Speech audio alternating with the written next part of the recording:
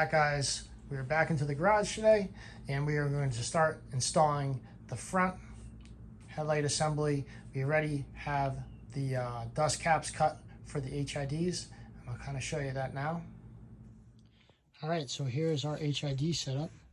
We have our ballast over here and over here. Obviously, we wanted the surface to be flat as possible to make sure that these things stick. That way, and when there's vibrations, it's not rubbing on the headlight. This one's pretty close, but there is enough clearance. If there's an issue, I'll put a little bit of styrofoam in between there. I don't think there's going to be, but either way, this is pretty clean, I would say, for an HID setup with the current fairings that we have for this bike. Yeah, so it's pretty clean. If I just get some more things and kind of tighten these up a little bit, it should look freaking perfect. So, pretty excited. Now we'll go install this on the bike. Okay, we have our front cowl and the headlights all installed. These are actually brand new headlights. These are aftermarket ones. I'll leave a link in the description if you want to purchase these. They're around 200 bucks for the set, but they look great and they fit very well. Very happy with it. So for the price point, you can't go wrong on these. And now we have our brand new cowl. We have this piece on here. I am waiting for my windscreen to be coming in. I'm going to be using a WRS windscreen because I really liked how it was on my 2020 model over there. And it's actually starting to look like a bike now, finally. It's starting to look pretty sick. So I am excited about that. I still have to wait for some other parts to come in. Some stuff I'm not going to do right away, and some other stuff I'll be doing later. But the main thing was just to get this thing complete. I do want to do an oil change to this, and obviously change the oil filter. I mean, I don't know, the guy could have changed the oil before I got it, or, you know, it could be like 100 miles or something, but either way, I always change the oil when I have a new bike because you never know if people are not taking care of their stuff or not. I'm pretty sure the guy did just because of how well this thing runs. So I should be good there, but like I said, for safe measure, I'll do that, and, you know, you can't go wrong with new oil and an oil filter change. So now I'm going to show you how bright these lights really are. I'm very impressed, I gotta say. Obviously, HID lights are very bright in general, if you didn't know that. I was lucky enough that when I put the wires in, I figured it out. And you can see the setup's pretty clean. It's kind of hard to see. The only thing that's the problem, oh, I almost dropped the phone. The only thing is the problem is that when this thing's in a full lock this way, it kind of touches the wires a little bit, but that's why I set this up in a way that if it did do that, you know, it's not gonna end up ripping on the ballast or the wires for the headlight itself. So it should be okay. I was also a little concerned about the Olin stamper in here. I thought maybe I didn't install it right. You can see it way the hell down over there, that rod, but it does clear. Obviously I turned this thing all the way to the left. I thought I was gonna hit it at first, but obviously it doesn't, so we're good there. All right, let's go show you how bright these lights really are. All right, so as you can see inside the garage right now, it's pitch dark, except for that little green light for the battery charger. I can't even see the bike right now, so I'm trying to just feel for where the key is. Okay, there we go, that's on. Obviously the little corner lights are okay.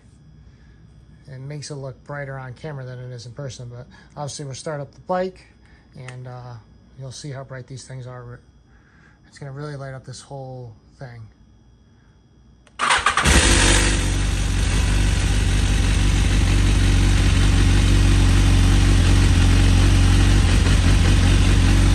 Oh my God.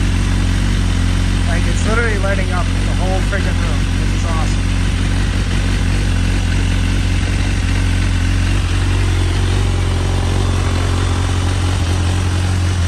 Oh man, that's bright.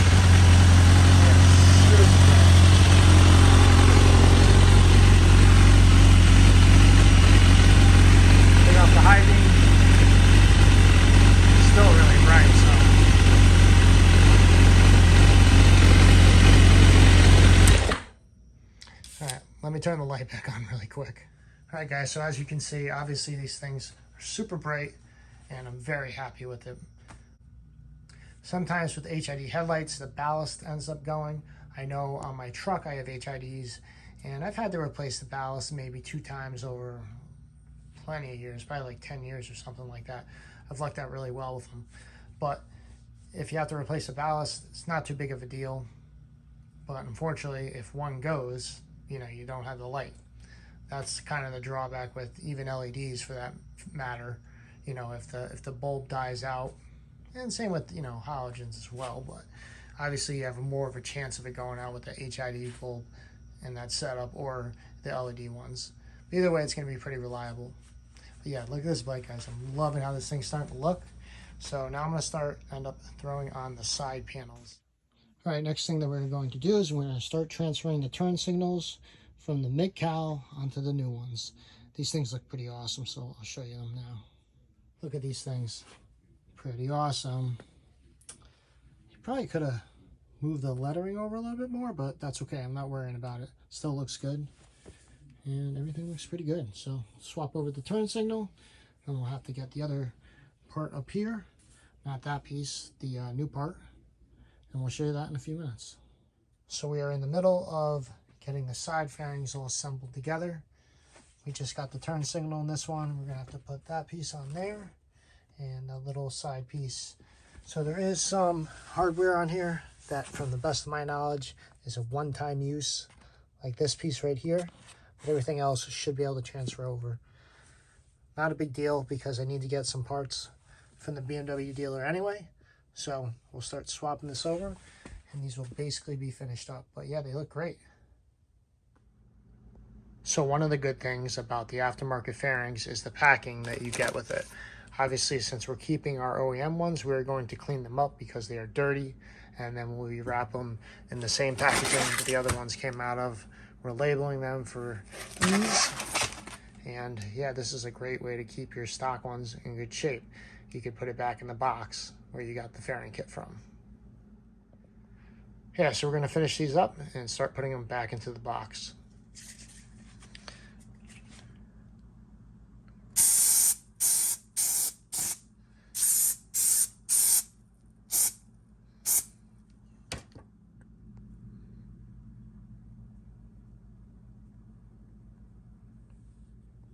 All right, so we finally got our WRS windscreen in for this little bike right here. So I'm pretty pumped. I did get the transparent one, which is clear, and it should look pretty good on the bike, so I'm gonna open this up now.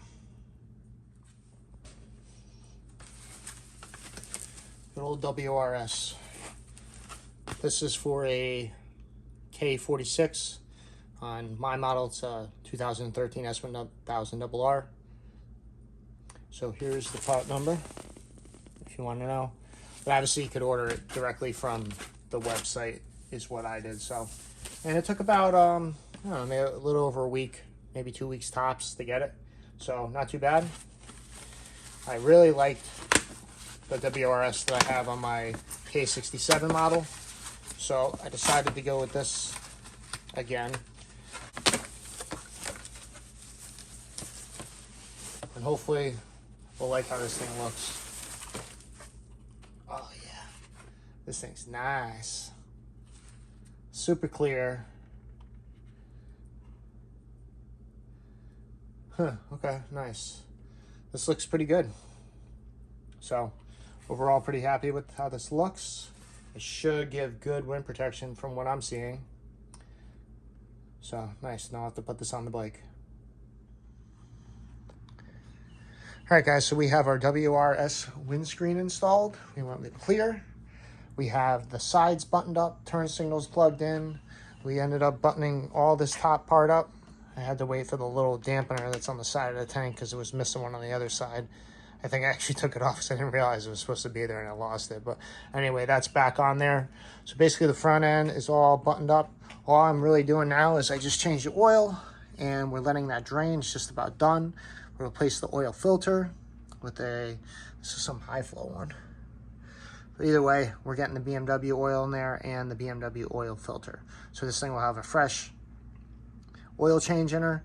And then we're gonna use the GS911 and reset the service reminder because it hasn't been reset since 2019 apparently. But not a big deal, that's just a reminder. So we'll fix that and we'll just run to see if there's any codes. I know the Lamba sensors are gonna come up because they're obviously not plugged in due to the mapping that they currently have on this thing. So I believe it's not needed. But yeah, she's starting to look great. We have our cowl over here, which we need to clear coat, and it should match it pretty good. But yeah, it's coming out great, and here's where we are right now. So once I get my oil kit in the mail, then I could literally just throw on the bottom cowl, and she's rideable. I still got to do a little bit of work on this thing. Like I said, the link pipe on this bike does have like a little bit of a dent in it. So I'm going to take that off, and I'm going to try the freezing method, where you plug up the bottom and you fill the water a little bit higher than where the dent is, and supposedly you freeze it, and it may get it out because the water expands or whatever. But if it doesn't work, it is what it is. I do have another set of exhaust right down there if needed. If not, then awesome, I'll just end up selling that one over there. So yeah, it's coming out pretty good. Tell me guys what you think about this so far. I'm loving this color scheme. I just love it. I just look at all these little bits and parts. It looks so good. And the bike rips. I am getting some new mirrors. These are the mirrors that came with it, and they broke. This one broke. So, well, not brand new. Luckily, I found some used ones for a good price, so we're going to get those on here. Same exact ones. They seem to be in good shape from the pictures and the videos that I saw. So, it's coming along, and it's basically almost done. Something that I did notice is that it does have a Sprint POF 185 filter in here, so it's the most free-flowing one. So that's a great thing, and it's mapped already, so we'll be good. I'm going to definitely take that decibel killer out of the muffler just because it's a bit quiet. I'll maybe leave it in there just for a little bit, but obviously it's very easy to take off whenever I may please. So yeah, we'll replace these. This thing's junk, and that should be basically it for now until I start getting some more stuff. At least now, after I finish this up, I could ride it with no issues, and then we'll figure out what other mods we're going to do down the road. All right, guys, so that's going to do it for today's video. Thanks for tuning in, and we'll see you in the next one.